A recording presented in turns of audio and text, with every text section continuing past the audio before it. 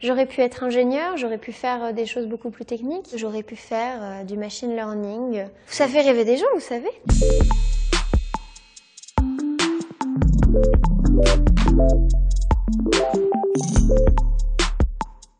C'est pas arrivé en un déclic. Un jour, je me suis levée et je me suis dit « je vais être administratrice de l'INSEE ». Mesurer pour comprendre, je pense que c'est la devise de l'INSEE et je trouve qu'elle résume très bien leur démarche. Il y avait tout un aspect autour de la donnée, de l'analyse économique qui, moi, m'ont plu. Ma famille est originaire de Lorraine, dans une zone où la sidérurgie a fermé très vite et où ça a laissé un impact dans la région, dans la vie des gens. Les conséquences de certaines politiques économiques, les conséquences de certains choix industriels, on peut les voir.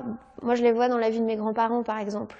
Donc ça m'a touchée, je pense. C'est plus facile d'aller s'inscrire dans une entreprise qui a l'air d'être, pardonnez-moi l'expression, au summum de la hype, de connaître toutes les dernières tendances, que d'arriver et de se dire, bon, on a peut-être une matière plus difficile à travailler, mais on peut faire quelque chose, on peut défricher, justement.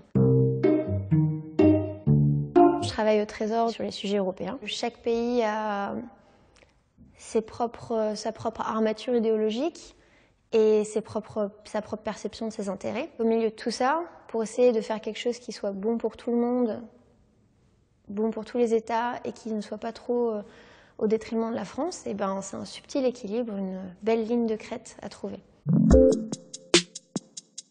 J'ai pu aller à la Banque Centrale Européenne présenter des papiers. J'ai pu aller faire de la coopération entre les ministères des Finances allemands et le ministère de l'Économie et des Finances français. Je peux suivre des négociations européennes. J'ai que 27 ans. C'est plutôt pas mal pour un début de vie professionnelle.